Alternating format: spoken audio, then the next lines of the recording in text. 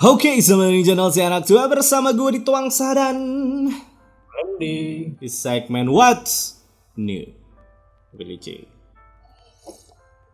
And let's go guys.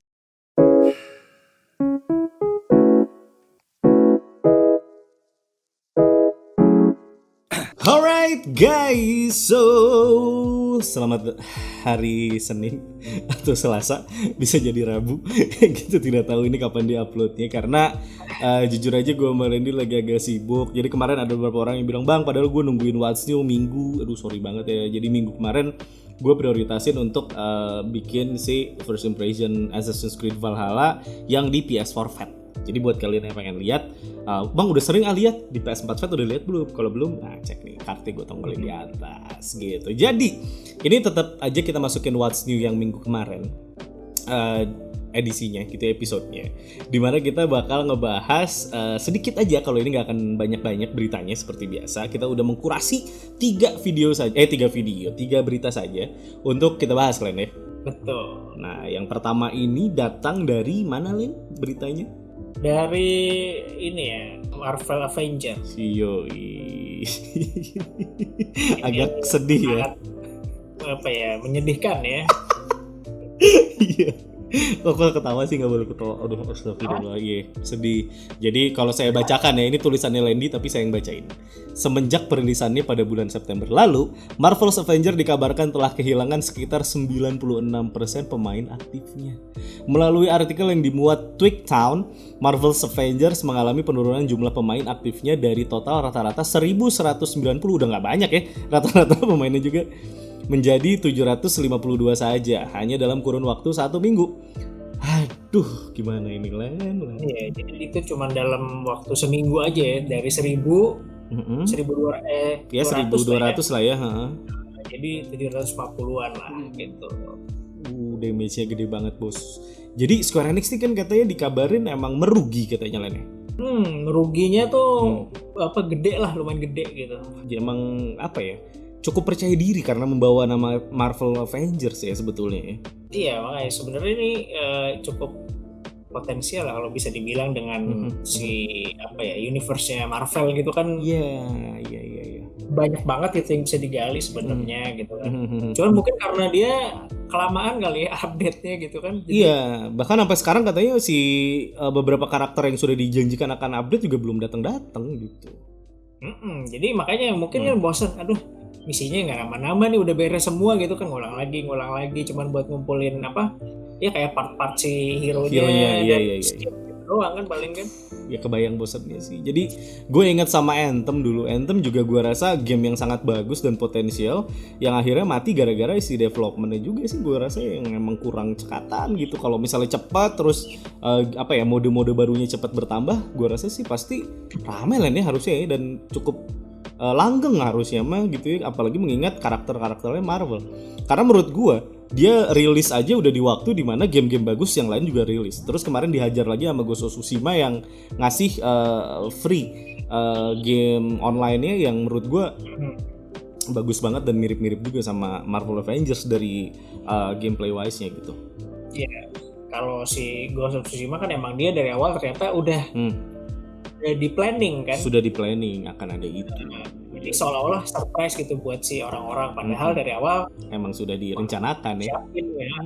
Jadi mungkin kan dia udah ngebaca nih, paling orang-orang namatin tuh dalam waktu sekian lama, mungkin yang sampai udah platinum bahkan gitu kan. Ya udah nih waktu kita keluarin gitu. Betul, beserta new game plus-nya. Jadi menurut gue ditambah lagi banyak banget juga game-game yang rilis gitu ya. Sampai sekarang nih ada Valhalla, ada kemarin Watch Dogs Legion. Jadi emang Marvel Avengers walaupun dibilang beda genre, tapi emang kehajar sama banyak banget game-game baru yang keluar yang title-nya bisa dibilang sangat bagus, yang sangat mungkin untuk bikin para player ini berpaling. Ditambah lagi kemarin juga Genshin Impact juga dahsyat gitu. Jadi emang luar biasa sih.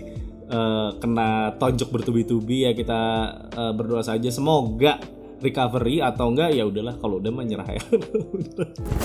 Terus Spider-Man belum nongol ya. Keburu nongolnya di Miles Morales. Anda ini gimana? Ya nggak apa-apa lah. Yang penting Spider-Man mah buat saya sudah rilis di Miles Morales ya. Oke, selanjutnya ada berita ini yang sedikit membahagiakan walaupun bikin tetap deg-deg-ser, yaitu adalah berita mengenai Elden Ring.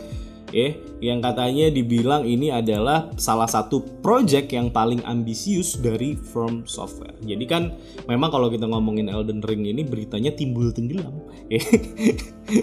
Sakapeng ayah, sakapeng leungit gitu. Jadi gue suka agak bingung gitu. Jadi ini seperti biasa gue bacain dulu beritanya. Setelah sekian lama game Elden Ring kembali mendapatkan update-nya. Dan di sini uniknya adalah setelah Phil Spencer yang berkesempatan untuk mencoba game tersebut itu ngomong dari 1 dekade terakhir, menurut dia nih ya, Elden Ring ini adalah game paling ambisius karya Miyazaki. Hal tersebut disampaikan oleh bos dari Xbox tersebut dalam sebuah wawancara dengan pihak GameSpot beberapa waktu lalu. Jadi Elden Ring ini adalah kolaborasi antara Hidetaka Miyazaki ya, favorit Landy, Bang As ya, dan teman-teman sekalian, yang telah menelurkan banyak judul ya, ada Dark Souls, Bloodborne, Sekiro gitu ya, dan masih banyak lagi, serta ada penulis terkenal juga George R.R. Martin yang karyanya adalah Game of Thrones. Biasa sih pecah sih ya, kedengerannya sih pecah banget ya. Ya jadi apa ya, ini kan menjelang The Game Awards lah bisa dibilang kan.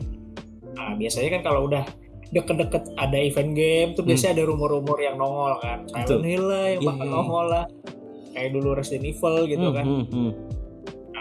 Cuman kan biasanya kayak Resident Evil dulu si Dash Golem gitu kan. Betul. Kalau ini kan si Phil Spencer nih yang ngomong. Itu jadi dia udah hands on. Jadi gue cukup percaya bakal ya kemungkinan ini bakal nongol nanti di Game Awards. Game Awards ya. Dan Phil Spencer bilang ini paling ambisius, artinya ada sesuatu yang berbeza mungkin ya gitu ya, karena paling ambisius nih apa nih gitu kan. Kalau kita track back gitu ya ke belakang, sebuah game yang cukup ambisius itu kemarin ini datangnya dari Watch Dogs Legion kan, dimana lu bisa nge-hire semua NPC yang ada di dalam gamenya, dan itu bisa dibilang cukup works ya, reviewnya juga cukup bagus di mana-mana, gamenya juga cukup asik, tapi memang jauh lebih asik untuk dimainin di next gen. Itu aja catatan dari gue, dan mungkin bisa lebih kerasa lagi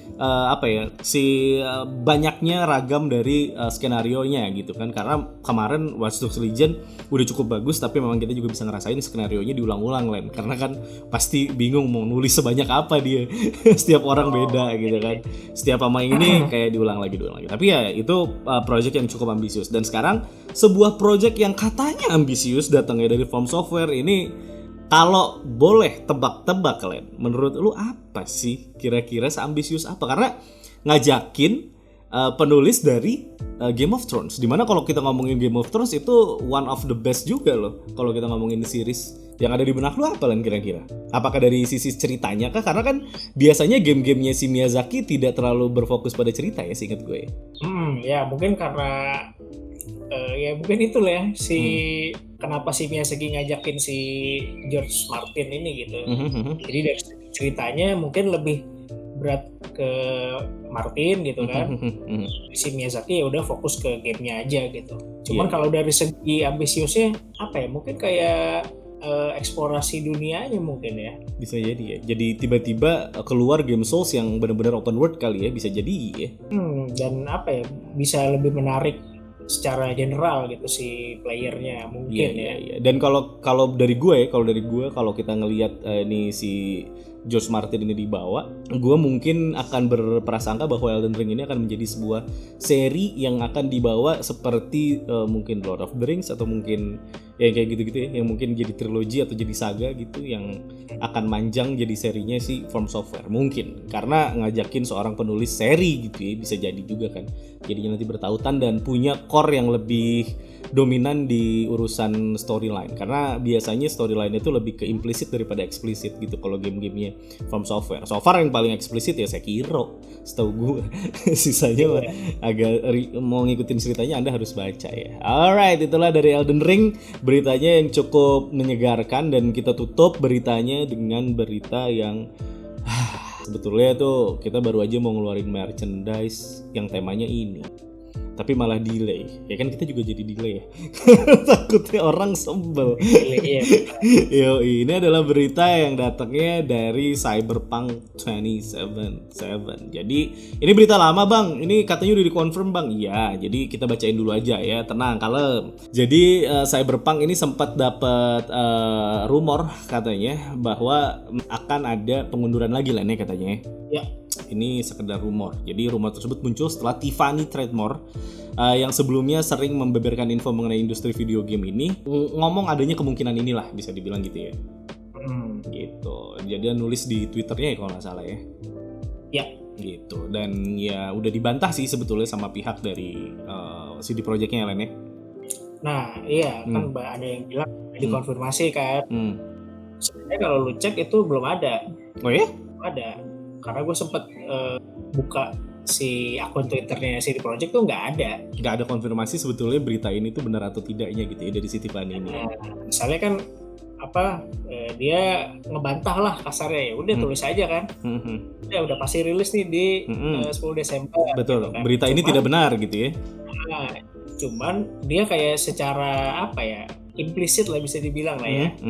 Dia itu cuma merubah header Twitternya, jadi ada tulisan 10 Desember. Secara tidak langsung terkonfirmasi gara-gara merubah header tulisan 10 Desember. Betul. Gitu. Jadi orang-orang beranggapan sudah dikonfirm gitu. Tapi ya nggak tahu juga sih ya. Ya sebenarnya sih kalau dibilang emang bener 10 Desember ya pasti kan semua orang pengennya begitu kan. Pengennya begitu, udah jangan lama-lama lagi lah. Dan yang kedua ini adalah mengenai Cyberpunk lagi, dan ini adalah pengumuman dari CD Projekt di mana dia bilang bakal ada Night City Wire yang kelima. Iya. Ini mungkin surprise ya. Ibaratnya konser ini encore-nya gitu ya. Iya, encore-nya gitu ya. Jadi walaupun ini disebut surprise, mungkin lebih surprise pengunduran yang kemarin. Buat yang udah pada nunggu. Jadi ini gue bacain dulu. CD Projekt Red kembali umumkan bahwa event Night City Wire akan mendapatkan episode kelimanya pada tanggal 19 November mendatang. Jadi bentar lagi nih ya, yang dapat disaksikan via Twitch. Dan biasanya kalau udah di lewat Twitch ada gift tuh buat kalian yang nonton. Semoga pada event kali ini yang mungkin bakal menjadi event terakhir sebelum perilisan gamenya, setelah beredar rumor bahwa akan terjadi delay yang keempat. Para fansnya pasti berharap pada event kali ini CDPR akan menepis rumor tersebut dan memastikan kehadirannya pada tanggal 10 Desember 2020. Mudah-mudahan ya. Mudah-mudahan ini dijadikan ajang buat dia memastikan ya Len ya? Iya, maksudnya pastikan ya orang-orang atau terlebih fansnya gitu udah nggak peduli kan, lu mau ngasih info apa kayak gue nggak peduli deh. Ya, Cyberpunk yang penting rilisnya kapan nih game. Iya gitu betul, kan, pasti, kan? Karena udah banyak banget ya sobat-sobat CDPR, sobat-sobat CDPR yang udah kecewa berat sampai dia duitnya dibeliin Valhalla, duitnya dibeliin Watch Dogs Legion gitu kan. Maksudnya ada kesempatan yang hilang yang harusnya didapetin sama CD Projekt gitu, jadinya hilang. Tapi mudah-mudahan untuk yang terbaik ya, karena gue nggak tahu gitu penyebabnya apa. Banyak yang bilang penyebabnya itu gara-gara masalah current gen gitu ya, karena current gen membutuhkan perhatian lebih ya, karena pengennya optimal di current gen. Ada juga yang bilang ada masalah juga di dalamnya, gue nggak tahu lah. Cuman yang pasti dari dampak-dampak itu ya pasti penjualannya nggak akan sepecah yang sebelumnya kali ya nih. Dan kemarin ada yang nanya ini untuk menutup ya, itu bang kok banyak sih fans dari CD Projekt, padahal kan game-nya baru Cyberpunk aja. Kok udah banyak aja fans-fansnya? Nah, maksudnya mungkin Cyberpunk-nya kali ya. Oh iya, betul. Emang iya. Betul, iya. Cuman kan beberapa fans dari CD Projekt triggered ya. Jadi saya jelaskan bahwa buat teman-teman yang nggak ngerti mungkin gitu ya, yang nggak tahu kok bisa sih Cyberpunk atau CD Projekt ini disukain banyak orang banget karena sebelumnya dia adalah yang bikin The Witcher 3 Wild Hunt gitu, dan itu adalah salah satu game terbaik yang pernah ada lah bisa dibilang. Jadi memang udah punya banyak banget fans, dan memang game yang kali ini tuh bisa dibilang sangat-sangat diantisipasi sekali kedatangannya gitu oleh para fans ya, karena CDPR termasuk salah satu developer sekaligus publisher yang bisa dibilang jarang banget ya lah bikin game. Iya jarang banget, karena dia emang mentingin ininya ya, kualitasnya lah, sama kayak Rockstar lah. Ya hampir mirip. Lama gitu. Dan kalau ngomongin Rockstar, kalian tunggu gue sama Lendi bakal diskusi juga mengenai katanya dengar-dengar ada yang mau nyaingin Rockstar sama dari game GTA-nya, karena GTA 6 kelamaan gitu. Jadi dia pengen coba nyaingin. Nanti kita akan bahas juga di seperti biasa diskusi gembel nanti ya. Alright, gitu aja dari gue Dito Wangsa dan untuk What's New kali ini terima kasih yang tetap nungguin What's New. Sekali lagi dukungan kalian sangat berarti bagi anak tua. Jangan lupa untuk subscribe channel saya Anak Tua kalau suka dengan video yang gue bikin. Jangan lupa juga buat like, komen, dan yang penting adalah share karena berbagi itu indah teman-teman. Jangan lupa juga buat follow Instagram Anak Tua di @anaktua_ dan merchandise-nya di @PLY_original. Kita aja dari gue Dito Wangsa dan Play Original, bagaimana original, dan jangan lupa bersyukur. Bye bye.